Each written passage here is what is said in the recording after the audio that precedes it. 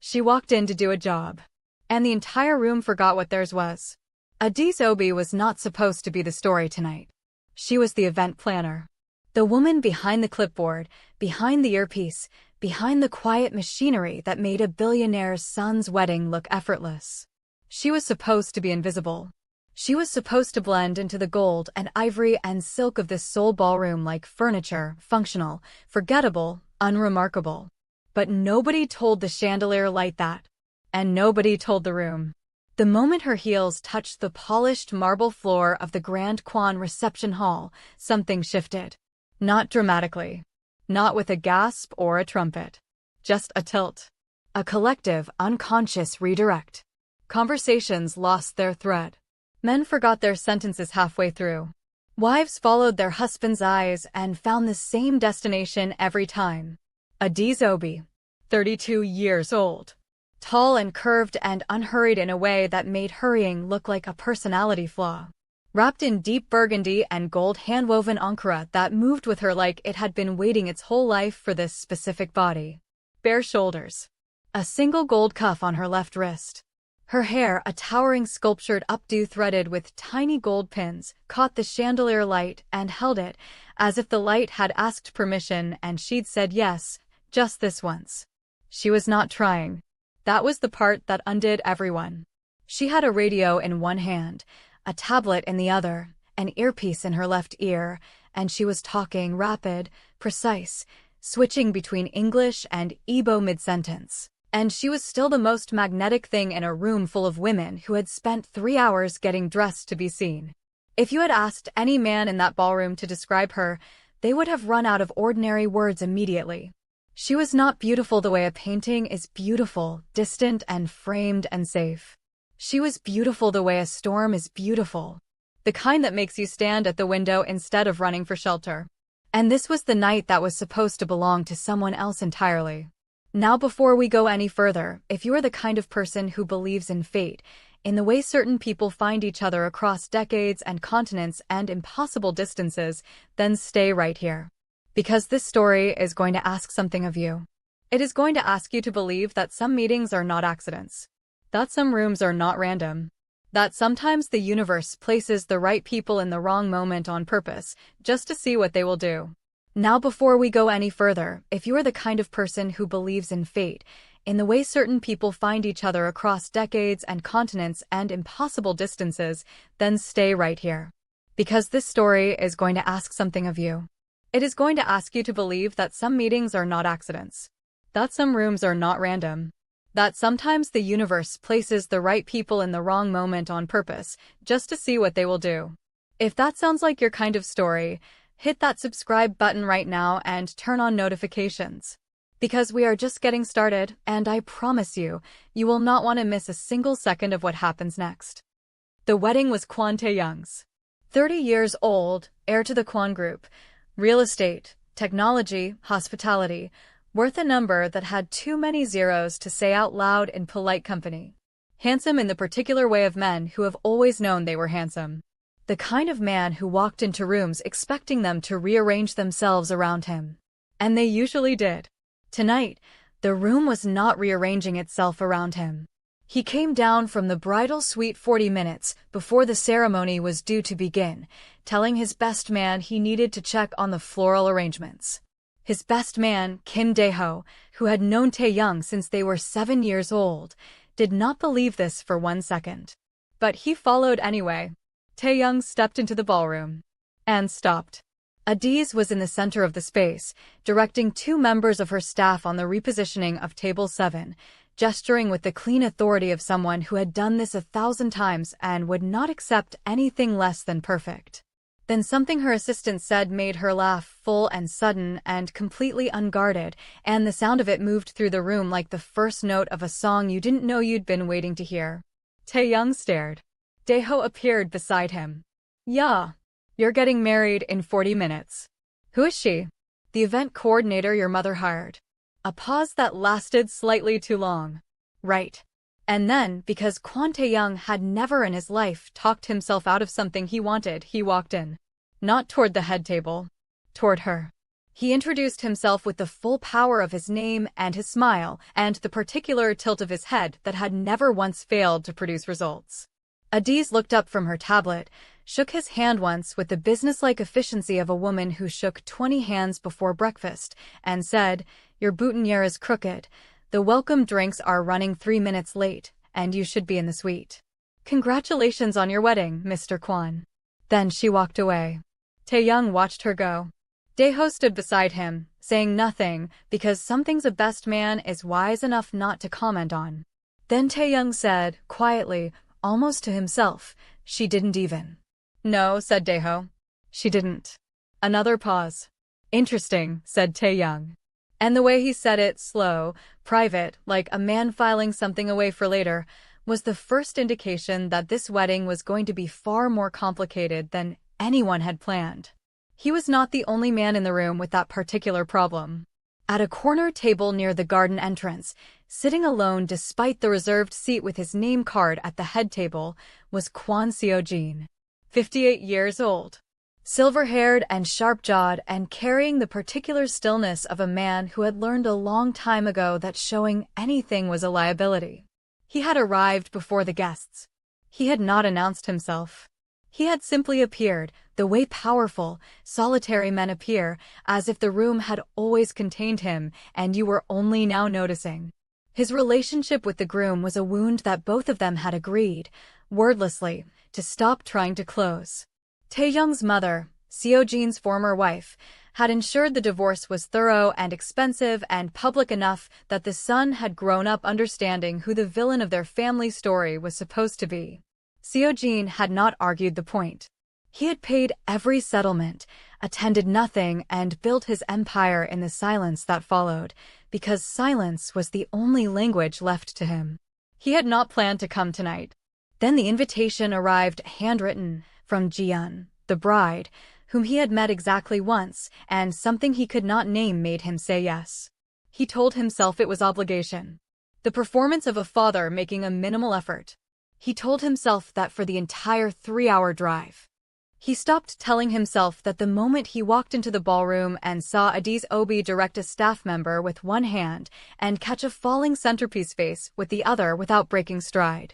He sat down at his corner table. He did not move for 23 minutes. The guests flooded in. Music swelled.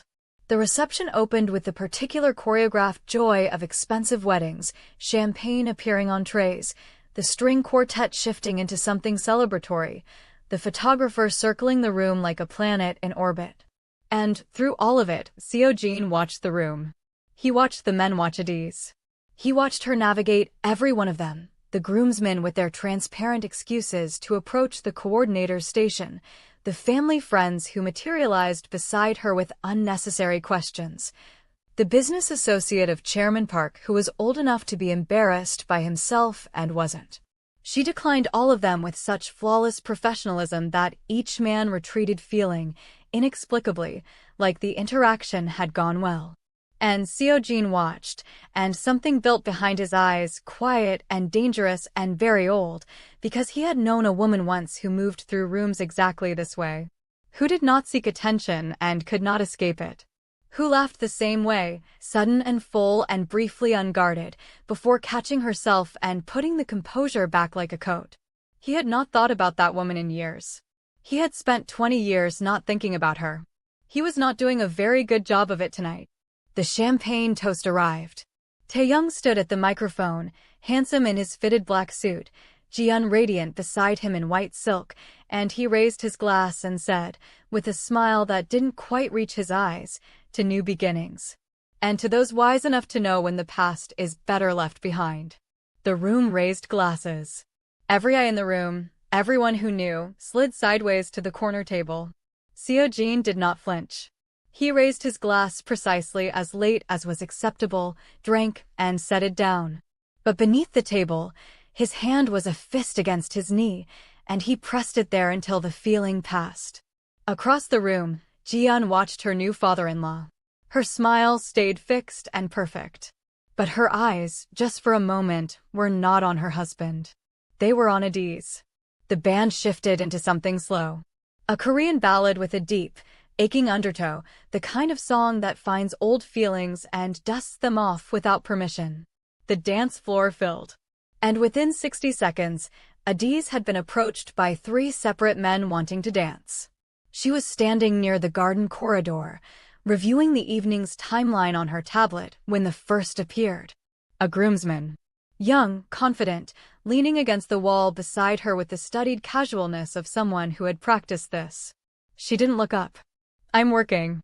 The second was a family friend of the groom, mid-40s, silver at his temples, the kind of man who believed distinguished was a personality. "Just one dance.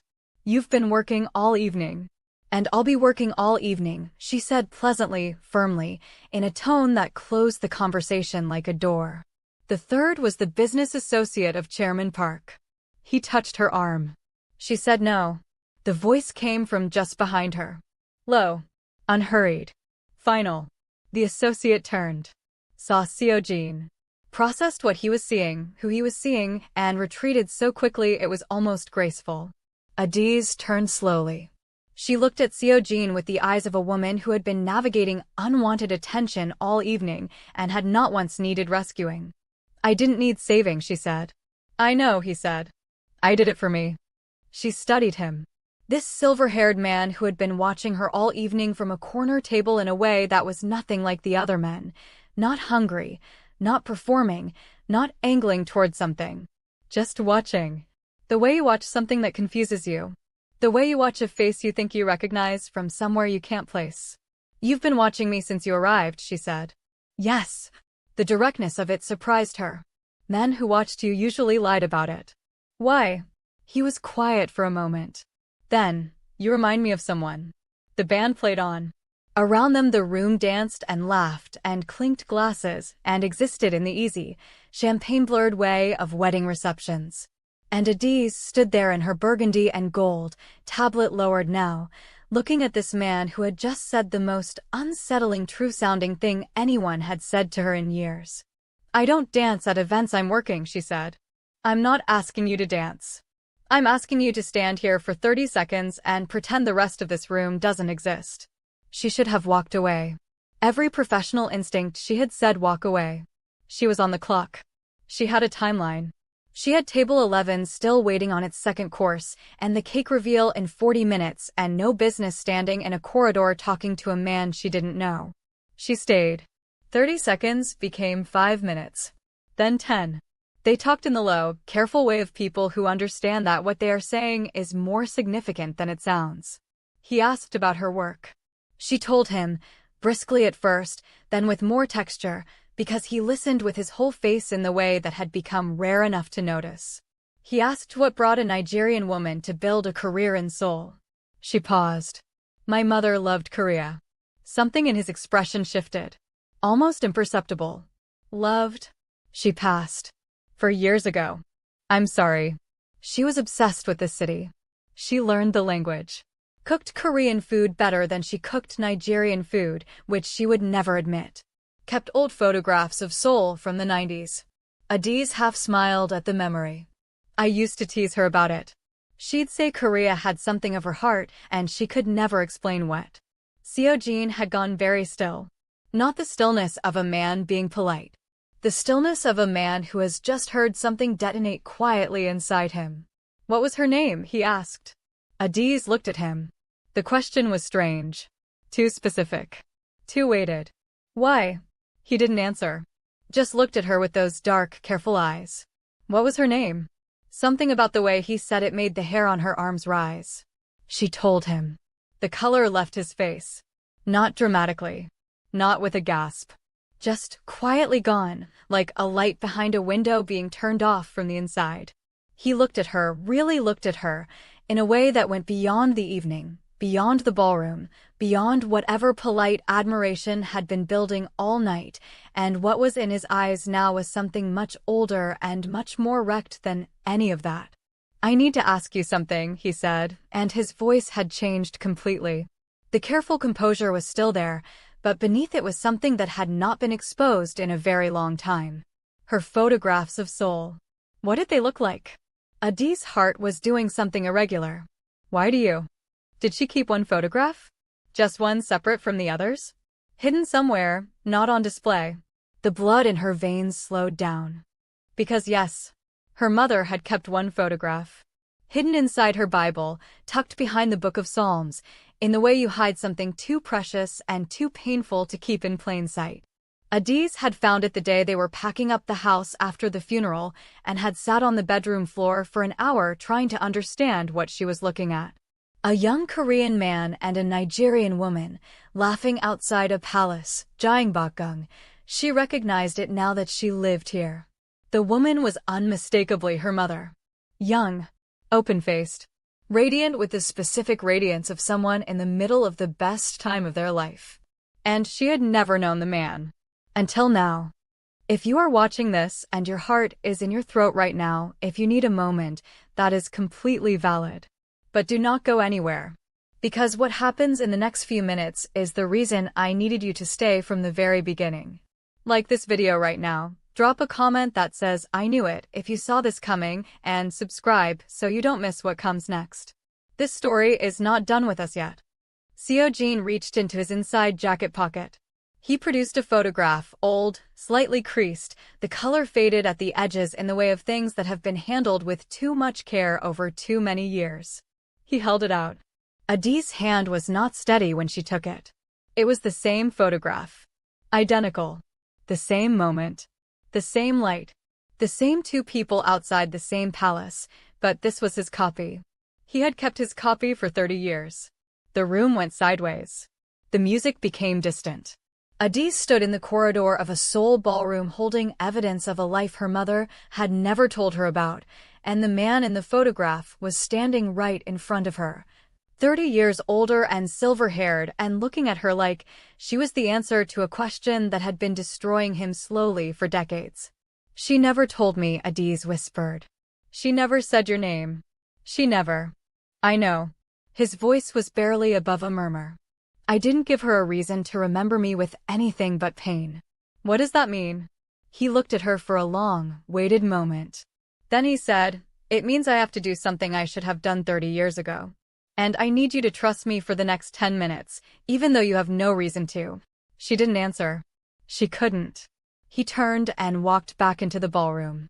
And Kwon Seo-jin, one of the most powerful men in South Korea, a man who had not raised his voice or broken his composure in public in 20 years, walked to the microphone. The band stopped. Taeyoung looked up from the head table. His face went rigid. Jiyeon put her hand on his arm. He shook it off, half rising, and Daeho beside him caught his elbow. Seo-jin looked out at the room. 300 guests. Chandeliers. Champagne. The weight of decades of silence. He spoke in Korean first. Then he switched to English and turned not to his son, not to the room, but to the woman in burgundy and gold standing at the edge of the ballroom with his photograph in her hand. I have sat silent at too many tables in my life. I have let silence stand in for dignity when it was only ever cowardice. Tonight I will not. The room was the quietest it had been all evening. There is a woman in this room who does not yet know that fate brought her here. Not a booking. Not a referral. Fate. His voice did not break. It bent, but it did not break. I loved her mother. 30 years ago, in this city, on an autumn afternoon outside a palace, I loved a woman completely, and I let her go. Because my family told me to. Because she was foreign. Because she was Nigerian. Because I was 28 years old and a coward in a very expensive suit, and I chose a dynasty over the only thing that has ever mattered. Someone set their glass down. The sound was enormous in the silence.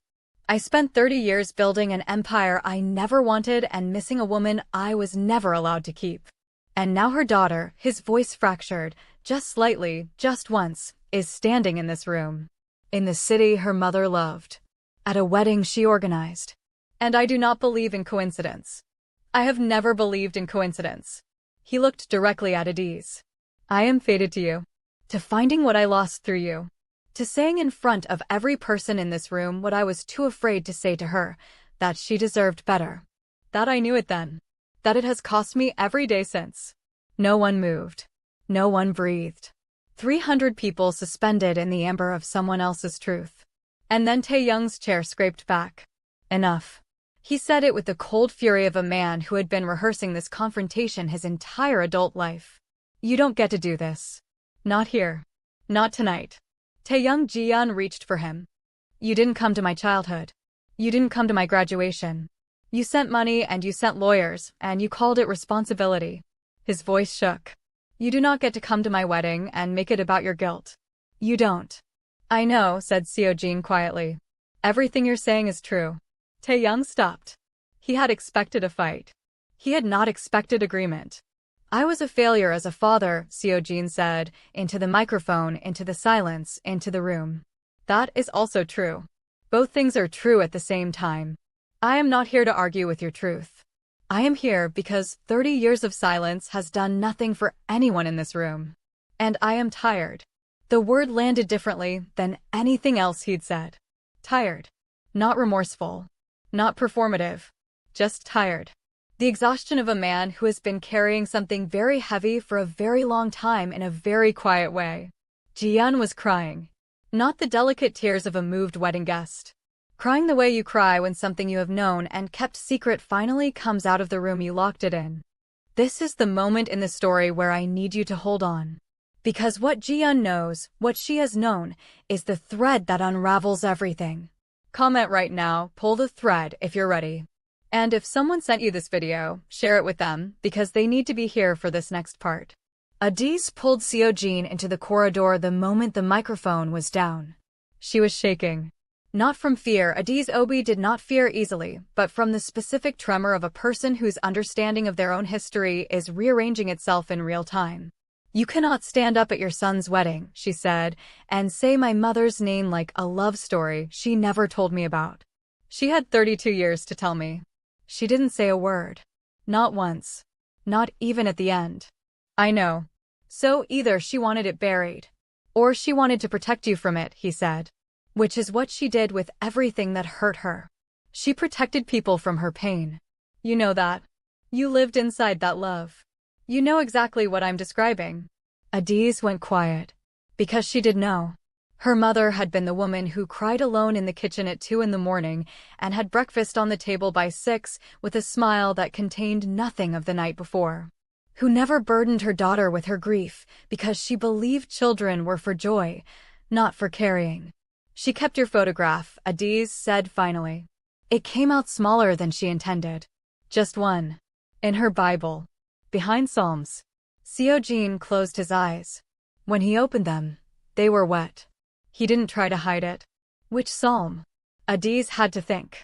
She had memorized the page without meaning to, the way you memorize things that break your heart at the moment of discovery. 34. Verse 18. He knew it. Of course he knew it.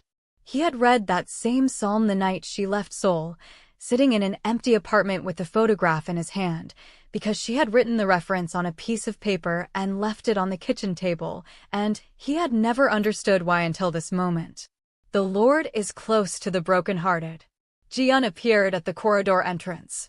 She had been crying. Her white dress, her perfect hair, the careful architecture of a wedding day, all of it slightly undone. She looked at Seo-jin. She looked at Adis. She took a breath. I need to tell you something, she said. I should have told you before tonight. I didn't know how. Seo-jin turned. Ji-yeon. My father, she said, is Chairman Park. The man at table 2 who toasted to new beginnings tonight. She paused. He was the one who told you to end it. 30 years ago. He threatened to destroy your family's company if you didn't marry a Korean woman. My father. Sitting in that room right now, drinking your champagne. The corridor went very cold. Seo-jin looked at her for a long time. Something moved behind his eyes, not surprise. Not even anger, exactly. More like the specific feeling of a man who has just been shown that the shape of his betrayal was even larger than he knew. How long have you known? He asked. My mother told me. When I was old enough to understand. She and Ji-yeon looked at Adis, and something in her expression softened into something almost like grief. She and your mother were friends, Adis. For decades. Long after Seoul. Your mother never came back here, but they wrote. They called. My mother knew the whole story. She told me your mother never stopped, she stopped. Gathered herself. She never stopped loving him. She just decided the love was enough on its own. That she didn't need the man to keep what the love had given her. Adiz pressed her hand flat against the corridor wall, just to feel something solid. I married Taeyoung, Jiyeon said quietly, because I fell in love with him. That's true. But I also grew up hearing this story. The Korean man who let the Nigerian woman go because my father told him to, and when I met Taeyoung and understood who his father was, something in me felt like the universe was trying to finish something. She reached out and touched Adiz's hand. I requested you specifically for this wedding. I found your company 3 months ago. I told your assistant it was a referral. It wasn't. I knew your mother's name. I knew your name. I wanted you here. The silence in that corridor was the kind that changes people. Adiz looked at Jiyeon, then at Seojin, then at the photograph still in her hand, her mother young and laughing outside a palace in a city she raised her daughter to love without ever explaining why. She sent me here, Adiz said. Not a question. Not exactly. Fate sent you here, said Seojin. And then Taeyoung appeared at the end of the corridor. He had come, Adiz assumed, to continue the argument, to defend the territory of his grief against his father's public confession. But the expression on his face was not anger anymore. It was the careful, complicated face of a man who is holding something he doesn't want to hold and has run out of places to put it down. He was looking at Adiz. He held up his phone. A document on the screen, legal, official, dated. My father doesn't know this, he said. I found it 6 months ago when I was going through the old company archives. I didn't know what to do with it. He paused. Your mother came back to Seoul. Once. In 2001. The corridor air became something you could feel. She came back, Taeyoung said. She found him. She tried to reach him. But there was already a new marriage by then. A public one. She didn't stay. He lowered the phone. His eyes on Adiz were very careful and very serious. You were born in 2002. No one moved. Taeyoung looked at his father. Then back at Adiz. And when he spoke, it was in the voice of a man delivering something he has carried alone for 6 months, with nowhere to set it. I don't think he's just fated to you, Adiz. I think the question you actually need to ask, the question this whole night has been building toward, is why your mother came back to this city. And why she never told you. He exhaled. And whether the reason has a name. The music from the ballroom drifted into the corridor. Soft. Oblivious. Beautiful. Adiz looked at Seojin. Seojin looked at Adiz. And in the space between them, in the silence of a Seoul corridor, on the night of a wedding that was never only a wedding, 30 years of a story that had been told to no one finally began to breathe. If this story just rearranged something inside you, if you're sitting somewhere right now feeling the weight of what fate can do across 30 years and 2 continents, then you are exactly the kind of person this channel was made for. Subscribe right now. Click that notification bell. Because the full continuation of Adiz and Seojin's story is coming, and when it does, you will want to be the first one there. Share this video with one person who believes in love that survives time. Drop a comment below and tell me, did Mama Obi do the right thing keeping her secret? Or did the silence cost everyone too much? I read every single comment. And I will see you in the next story.